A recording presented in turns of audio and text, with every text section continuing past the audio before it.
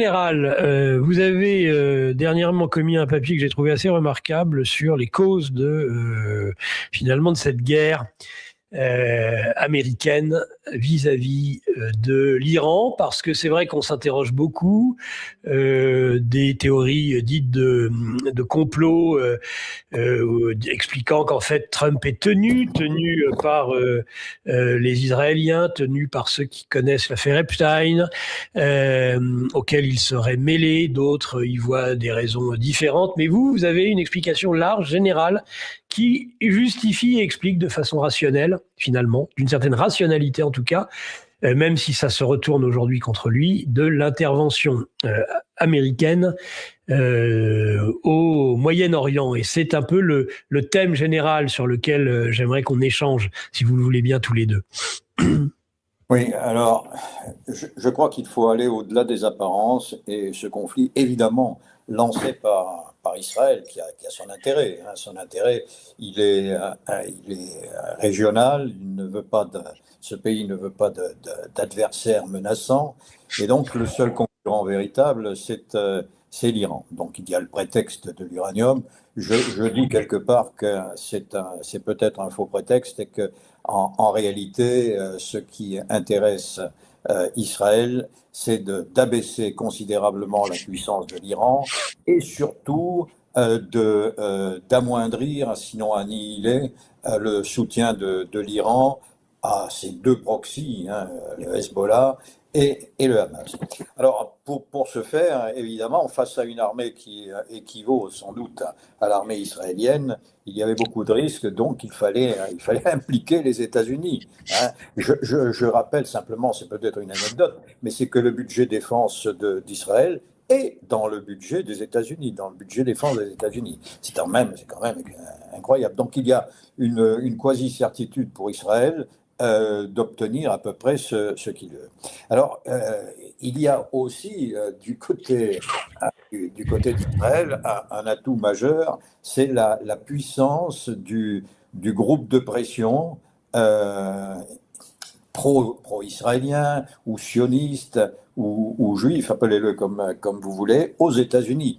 Je rappelle simplement que l'AIPAC est une organisation extrêmement puissante qui regroupe les principales fortunes juives des États-Unis, et que cette population, parce qu'aux États-Unis on parle de communauté, qu'à Dieu ne pèse qu'on revienne à ça en France, et la communauté de religion juive représente 6 à 7 millions de personnes sur une population de 330 millions. C'est pas beaucoup, c'est pas beaucoup. Mais c'est quand même 20% des milliardaires états-uniens. Alors vous imaginez bien, et des actionnaires de la Fed. Simplement, je rappelle que la Fed, c'est une banque, c'est la banque des États-Unis, mais c'est une banque privée, avec des banques actionnaires qui sont parfois détenues par cette communauté à laquelle je fais allusion. Alors, il est évident que les États-Unis n'ont pas pu résister à cette menace dont Israël faisait état, c'est cette question du nucléaire. Je remarque au passage que si cette menace est réelle, c'est que la guerre de 12 jours n'a servi à rien. Elle n'a servi à rien. Bon, c'est quand même étonnant, parce que de mémoire, les États-Unis avaient mis en jeu un armement hyper sophistiqué, des bombes descendant à plus de 40 mètres sous la surface du sol, donc, et puis étaient renseignés. De même, sur le système de production d'uranium enrichi, je suis à peu près persuadé, je ne fais pas partie je suis pas dans les secrets de nos services, mais je suis à peu près persuadé que le Mossad et la CIA et d'autres savent exactement où se trouvent les centres nucléaires iraniens. Donc ce prétexte est faux. Bon, il n'empêche que la guerre a été déclenchée et que les États-Unis, bon an mal an, ont dû faire ce qu'ils ne pouvaient pas imaginer. Ils ont toujours attaqué depuis la Seconde Guerre mondiale du fort au faible. chaque fois qu'ils ont voulu faire l'inverse, ils ont pris une raclée. Hein, je le dis et le répète à longueur d'articles concernant le sujet ou de bouquins, que les États-Unis n'ont jamais gagné une guerre seuls. Hein, jamais. Jamais. Et donc là, ils se sont aperçus que c'était extrêmement difficile de s'en prendre à une puissance comme l'Iran, puissance moyenne, mais puissance extrêmement soutenue.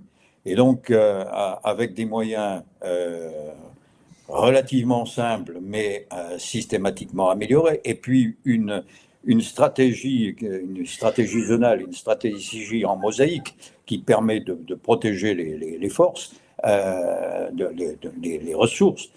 L'Iran a tenu tête mieux que ça à la coalition, à cette alliance Israël-États-Unis et a provoqué des dommages considérables, y compris, et ça c'est pas neutre, y compris dans les pays, les pétromonarchies du Golfe. Donc les États-Unis maintenant sont bien embêtés et cherchent à se retirer de ce faux pas. Mais ils ont imaginé aussi, avant, lorsqu'ils se sont lancés dans cette affaire, que c'était un bon moyen, et ça c'est à mon avis ce qui a été déterminant, de manifester encore leur puissance. Vous savez que le corollaire Trump à la doctrine de Monroe, prend en compte la situation nouvelle, d'une part l'affaiblissement considérable des États-Unis à l'intérieur, l'affaiblissement aussi dans le monde, et donc la nécessité pour les États-Unis de conserver ce qui est possible. Donc cette analyse les a amenés à dire, enfin c'est Trump et son équipe, hein, il a une équipe remarquable, lui c'est peut-être Hollywood, hein, mais derrière, il a quand même des gens qui pensent. Et ils ont constaté que c'était peut-être le moyen de porter un coup d'arrêt à l'influence grandissante des BRICS. Alors, les BRICS, c'est, pour nos auditeurs, c'est cette espèce, c'est ce qu'on appelle aussi le Sud profond, le Sud global, c'est des grands pays qui ne sont pas occidentaux. Hein. C'est le Brésil, la Russie, la Chine, l'Inde, et l'Iran, et les Émirats arabes unis, et quelques autres, évidemment. Et donc c'était un moyen de porter un coup à la Chine, d'arrêter cette propension à vouloir remplacer finalement les États-Unis ou les ramener sur le continent états-unien. Je rappelle simplement que l'opération vénézuélienne contre Maduro, c'était l'affaire de la drogue, c'était une plaisanterie. Hein, mais le but, c'était de ralentir ou de stopper l'approvisionnement de la Chine à partir du pétrole vénézuélien. C'était le canal de Panama. Canal de Panama, les États-Unis veulent reprendre le contrôle. Pourquoi ? Tout simplement parce que les deux clients principaux du canal de Panama, c'est les États-Unis qui ont construit ce canal, qui l'ont contrôlé pendant des années, et la Chine. Hein, et la Chine. Bon, le canal de Panama, c'est les Français qui l'ont imaginé, mais enfin, il y a eu une affaire dont je ne vais pas m'étendre là-dessus. Et puis le Groenland, cette volonté de contrôler le Groenland. Le Groenland, c'est aussi aller vers l'Asie. Et là, Hormuz. Alors, les États-Unis ont imaginé, n'ayant plus la puissance hégémonique qu'ils avaient, qu'ils pourraient contrôler les mers. Et c'est le but, c'est une puissance maritime, et il fallait donc contrôler Hormuz, évidemment. L'autre menace sur les États-Unis que Trump voulait contrer, c'est la menace sur le dollar. Sur le dollar, oui. Le dollar, c'est évidemment l'outil majeur de la puissance résiduelle, façon de parler, états-unienne. Les échanges dans le monde, la majorité des échanges jusqu'à présent s'est faite en dollars, et ce dollar est menacé. Il est menacé évidemment par les BRICS. Vous savez que la Chine et la Russie ont contourné le système SWIFT, ce système d'échange de capitaux, et ont créé leur propre système d'échange. C'est-à-dire qu'il y a des capitaux énormes qui maintenant échappent à la vue des États-Unis. Le SWIFT, c'est de droit belge, mais en fait, c'est états-unien. Et donc, les Chinois et les BRICS, en général, sont en train de mettre au point une monnaie qui s'appelle l'UNIT, ou l'UNIT, comme vous voulez, qui reposera en partie sur l'or. 30% de cette valeur, ce sera un panier de monnaie, et 30% reposera sur l'or. C'est un danger pour le dollar. Et c'est d'autant plus un danger qu'au Proche-Orient. Vous savez que après-guerre, à la fin de la guerre, en revenant de Yalta, Roosevelt s'est arrêté en Arabie Saoudite, et en Égypte, et il a rencontré un certain nombre de chefs d'État, dont le Ibn Saoud, qui était à l'époque le monarque régnant sur l'Arabie Saoudite et sur l'Arabie, il y a eu une convention, le pacte de Quincy. Le pacte de Quincy, c'est du nom du croiseur qui était à ce moment-là positionné sur le Grand Lac Amer. Le Grand Lac Amer, c'est sur le canal de Suez. Voilà.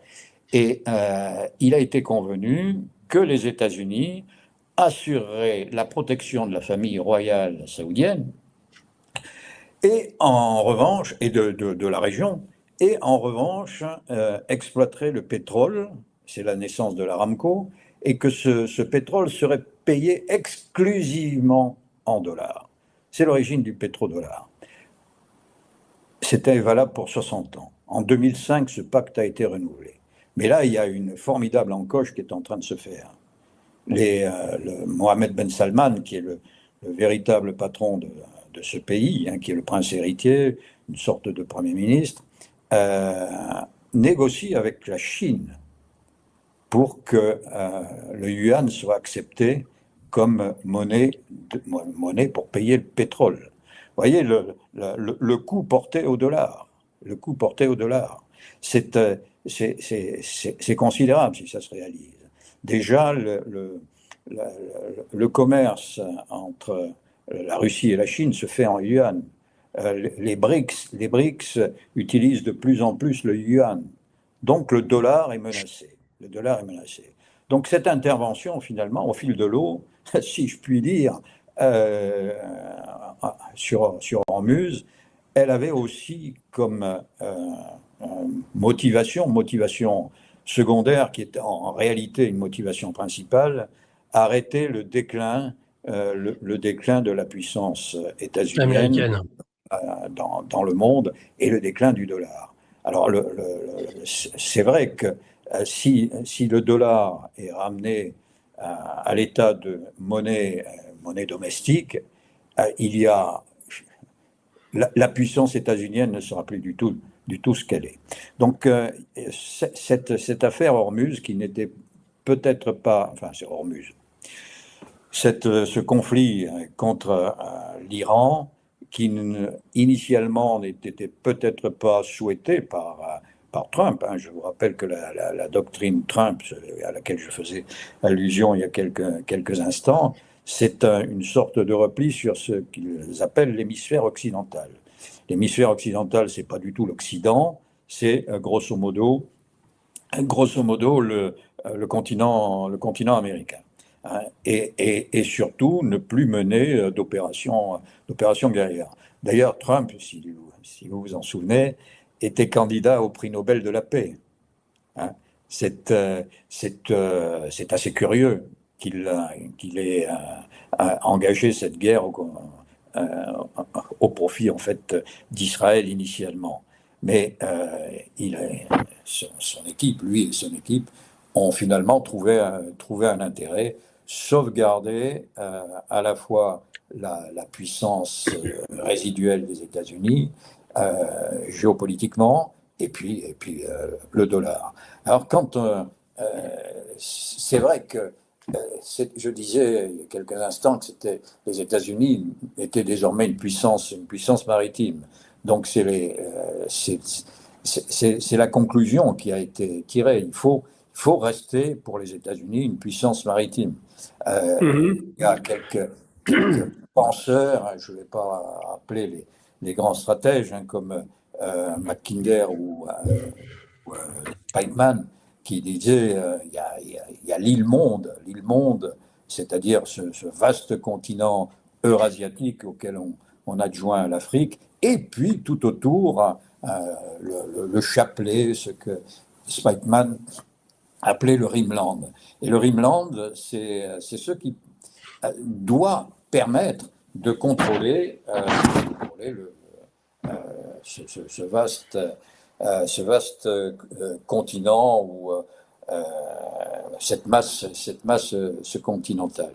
Et donc les États-Unis, finalement, ont opté pour cette façon de faire. Mais alors, si Trump est toujours dans cette logique, mon général, ça tend à infirmer ceux qui considèrent que Trump souhaite accepter le monde multipolaire et se cantonner à la sphère occidentale et même à la sphère du continent américain. Si l'ambition de Trump et des Américains reste celle de maîtriser les routes maritimes, eh bien, on reste sur une hégémonie ou une tentation d'hégémonie mondiale. Alors, vous avez parfaitement raison. Il y a une contradiction, hein. Il y a une contradiction apparente. C'est pour ça que je dis que les États-Unis ont saisi d'une certaine manière la balle au bond. Mais c'est pas du tout dans la philosophie de la doctrine Trump, National Security Strategy. C'est pas du tout conforme, hein, ni aux intentions longtemps affichées par Trump. Alors pourquoi ? Je l'ai dit, hein, là ils se sont engagés, ils l'auraient pas fait de même. Ils auraient trouvé d'autres moyens. C'est Israël qui a obligé les États-Unis à se lancer dans cette guerre. Alors, je reviens sur ce contrôle maritime, cette nécessité de contrôle maritime. Vous savez, je crois que c'est un favori de la reine Élisabeth Ier qui disait qui contrôle la mer contrôle la richesse du monde, et qui contrôle la richesse du monde contrôle le monde. Donc, elle n'est pas d'Israéli. Non. Sir Walter Raleigh. Non, voilà, ça me revient. C'est une espèce de corsaire favori de la reine Élisabeth Ier qui a dit quand même quelques vérités. Et donc,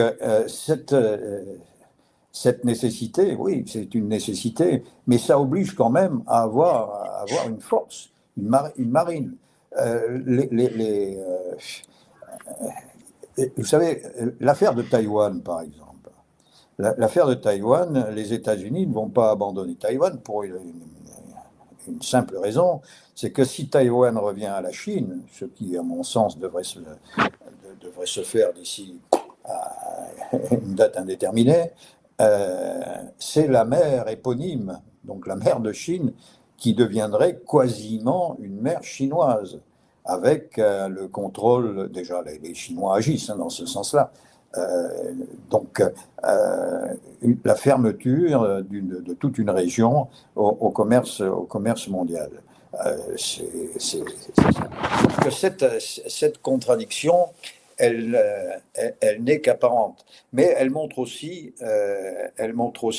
parce que c'est un révélateur, la faiblesse des États-Unis. Je ne sais pas si vous vous souvenez, au tout début, il y a quasiment 2 mois maintenant, le général Kane,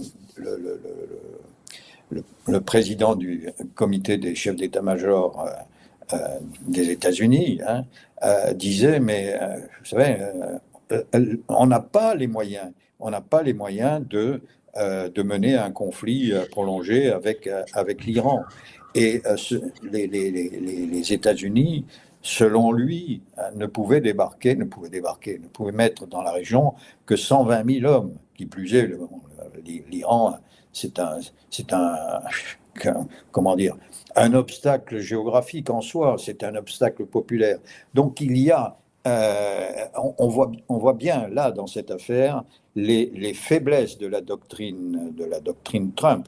Hein. Il est en contradiction avec lui-même, par obligation.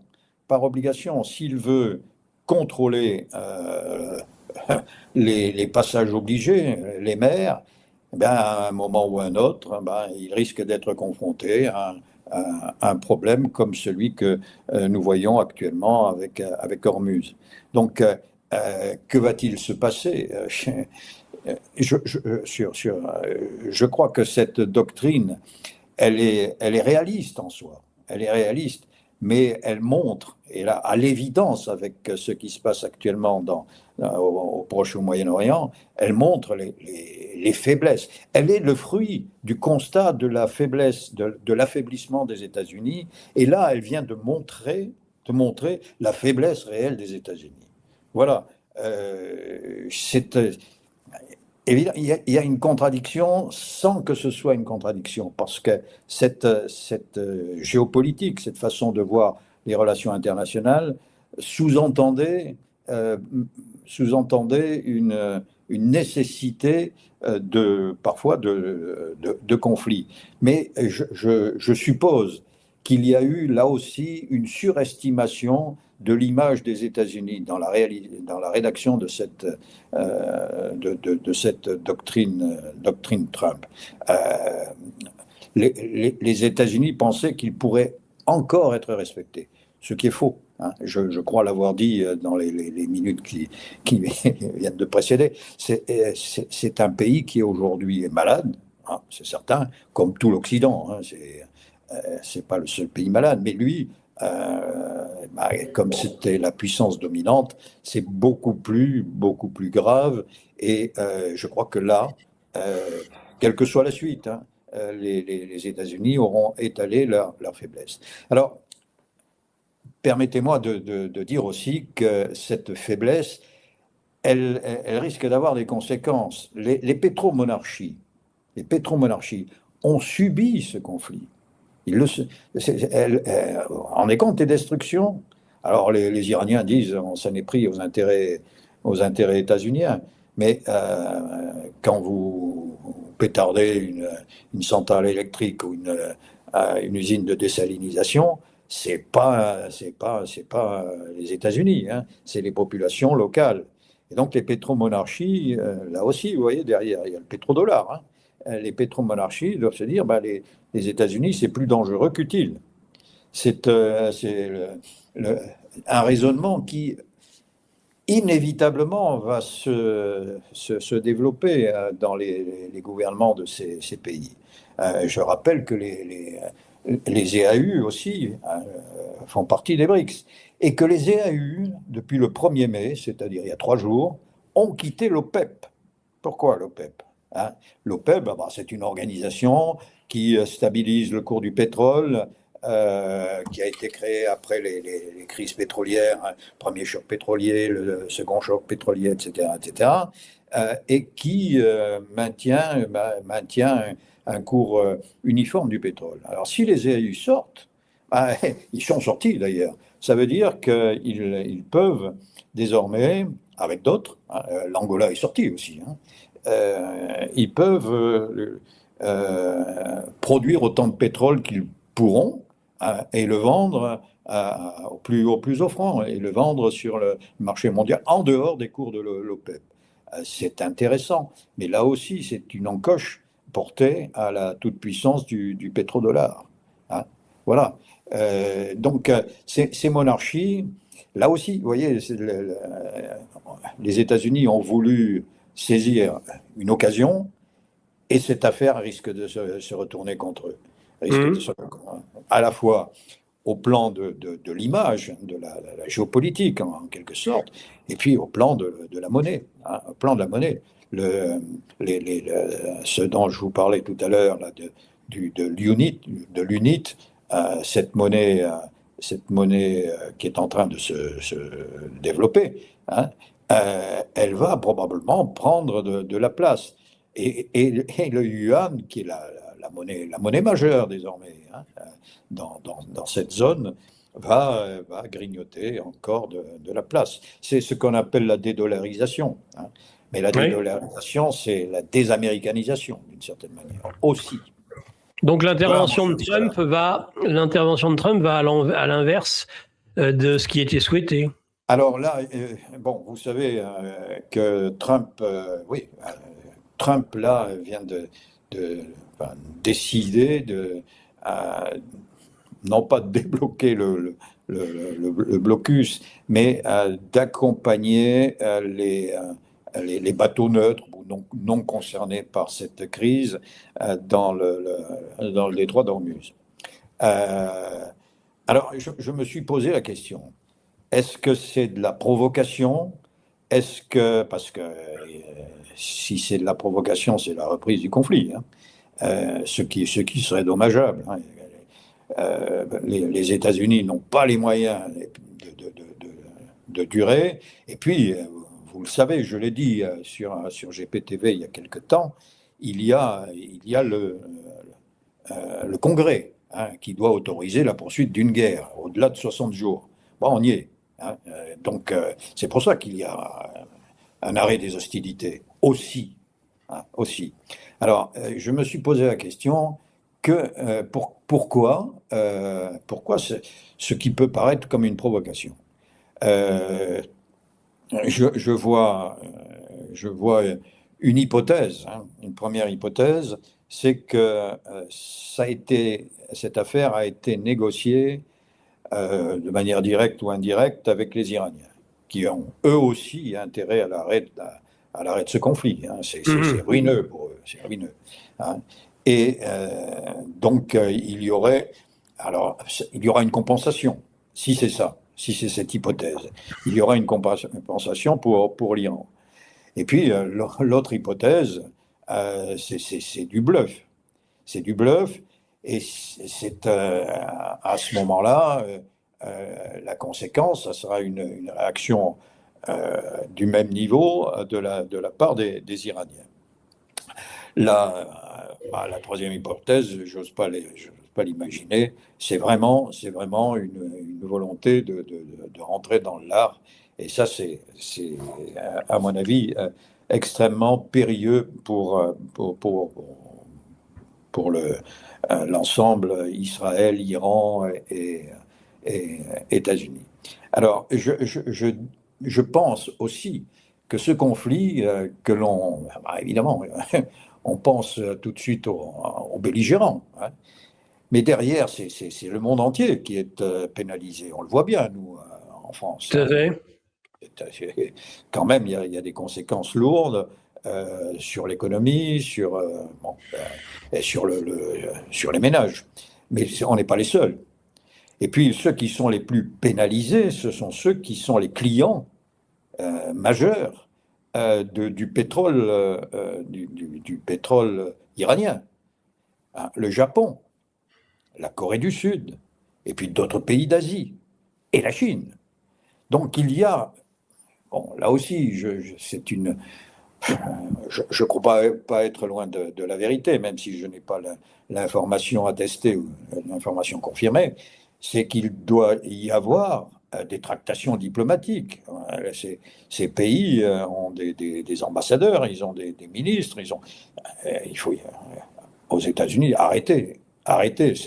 C'est extrêmement dommageable, non seulement pour l'Iran, évidemment, mais également pour nous et pour vous, parce que le pétrole aux États-Unis, lui aussi, augmente. Alors oui. même s'ils produisent du gaz de schiste, ils importent du pétrole aussi. Hein. Donc c'est dommageable pour tout le monde.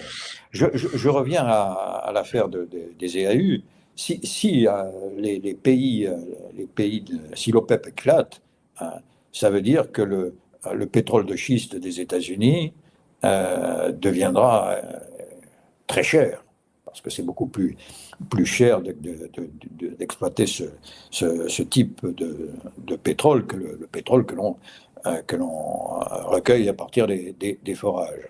Donc là aussi, hein, les États-Unis risquent de se pénaliser. Donc cette crise, je reviens là-dessus, elle est sérieuse, mais c'est les États-Unis qui l'ont déclenchée, enfin, avec leur proxy israélien. Donc, bah oui, comment va se débloquer la situation? Parce qu'en fait, c'est le fond de votre question. Alors, c'est la question.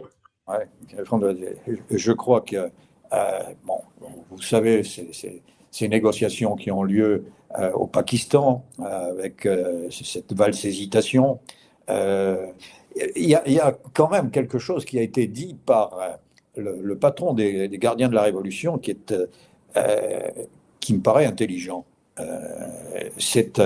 Les États-Unis sont dans un dilemme, ou bien ils poursuivent une guerre qu'ils ne gagnent pas, ou bien ils acceptent un mauvais accord. Et c'est probablement ce qui va se passer. Bon, les États-Unis ont proposé 15 points, les Iraniens 10 points, puis on est passé à 5 points. Il y a l'apparence, évidemment, sur le nucléaire. Le nucléaire, ça sera probablement la monnaie. Hein. Je vous rappelle simplement qu'il y a, avant la guerre des 12 jours, les Iraniens avaient accepté de confier les 450 tonnes d'uranium enrichi à 60% à une puissance tierce. On avait parlé à l'époque de la Russie. Donc je pense qu'on reviendra à quelque chose comme ça. Hein. Et puis il y a la reconstruction de l'Iran. Il y a le détroit d'Ormuz. Donc le partage du détroit d'Ormuz entre Oman et l'Iran. Ça, par exemple, c'est inacceptable, c'est contraire au droit maritime international. Donc il y a un certain nombre de thèmes dans ces propositions d'accord dont on voit immédiatement qu'elles servent surtout à la négociation, que ce sont des points qui pourront être abandonnés, mais pour des points majeurs. Alors, le point majeur pour les États-Unis, c'est évidemment la protection d'Israël, hein, une certaine garantie. C'est le Hezbollah et le Hamas, et surtout le Hezbollah, qui devront être plus ou moins neutralisés. Et puis c'est le retour à la liberté de navigation. Et en quelque sorte, on va vers l'acceptation d'un accord qui n'aura pas changé grand-chose à la situation antérieure. À mon avis, c'est ça. Donc ça aura été une guerre qui aura été le reflet de la réalité géopolitique, mais qui aura montré que les États-Unis ne sont pas ce qu'ils souhaitent être encore. Et voilà, donc on va aller vers des accords parce que tout le monde en a besoin et parce que le monde entier pousse à ces accords. Maintenant, la nature même, il y aura très certainement d'un côté et de l'autre des cris de victoire, mais en réalité, voilà. Mais là je dois dire que j'ai du mal à à voir sur quel point les États-Unis fléchiront. Je parle du nucléaire. Je crois que le nucléaire, Mhm. ça sera réglé. Ça Le sera reste, réglé, le nucléaire? Mhm. pas réglé, non. Vous avez raison de me reprendre, cher ami. Le nucléaire, vous savez, on ne pourra pas empêcher l'Iran de continuer les recherches sur le nucléaire. Maintenant, la bombe nucléaire, ça, je pense que la bombe atomique, c'est quelque chose qui ne sera pas accepté, il n'est pas acceptable. Ça, c'est Mhm. le point d'achoppement. Ça, je crois. Et si l'Iran fléchit là-dessus, je pense que l'affaire pourra être réglée. Je rappelle simplement à ce sujet que l'imam Khomeini avait, lors de la guerre Iran-Irak, euh, émis une fatwa Oui, oui, tout à fait. interdisant à l'Iran de posséder tout à la fois de l'armement nucléaire et des gaz. Ça a été repris par l'imam Khamenei, Ali Khamenei, en 2005. Ça a été répété devant l'Agence internationale de contrôle de l'énergie nucléaire, et ça a été répété. Alors les États-Unis peuvent considérer que l'Iran, à l'instar des États-Unis d'ailleurs, pratique le mensonge ou la taquilla. Je crois que dans cette affaire, une fatwa, c'est important dans ce pays qui est, euh, qui est musulman chiite, hein, et une, c'est un, un, un document juridique ou un principe juridique qui complète ce que les textes coraniques ne disent pas. C'est évident qu'à l'époque du prophète, on ne parlait pas de nucléaire, hein. Donc cette fatwa complète, d'une certaine manière, ce que l'islam, enfin, l'islam chiite, dit. Alors, il faut quand même imaginer que ça a de l'importance. Ça a de l'importance chez les négociateurs iraniens. Voilà ce que l'on peut dire sur ce sujet. Maintenant, combien de temps ça va prendre, cette négociation? L'important, c'est que la priorité des priorités, c'est que le détroit d'Ormuz euh, soit à Réouvre. nouveau libre. Soit à nouveau Hmm. libre. Ça sera un premier temps de la négociation. Ben ça, c'est là-dessus que j'ai un doute, parce que je pense que c'est la carte principale des Iraniens, et donc, à mon avis, il faudra arriver à un accord global qui C'est ça. inclura le détroit d'Ormuz. Oui, oui, tout à fait. Mais c'est le point crucial, c'est le point essentiel. Ce que je veux dire par là, c'est qu'à partir du moment où le détroit d'Ormuz est réouvert, hein, est Mhm. réouvert, le reste, sans être accessoire, pourra faire l'objet de plus amples négociations. Il y aura deux, trois points, hein, qui seront liés à à la réouverture des détroits d'Ormuz. Mais le reste, bah, ma foi, le reste, il faudra continuer. Par exemple, la reconstruction, hein, l'aide à la reconstruction, le financement des réparations, tout ça, ça pourra être dans un second temps. Les aspects, j'allais dire, géostratégiques, parce que Hormuz, c'est ça, hein, eux seront traités en priorité. Mais et vous avez raison de souligner cet aspect. La carte majeure de l'Iran, c'est là. C'est là. Donc, ce qui va se passer, là, je reviens sur ce que je disais à propos de la décision de Trump d'accompagner les bateaux neutres, ça donnera des indications sur l'état des négociations, hein, sur ce qui se passe, quelles sont les contreparties, et puis où va-t-on maintenant? On n'est pas en Asie, mais il faut sauver la face, hein. Enfin, on n'est pas en Asie, on est en Asie, mais je veux dire, Oui, oui. par l'Extrême-Orient, hein. Voilà.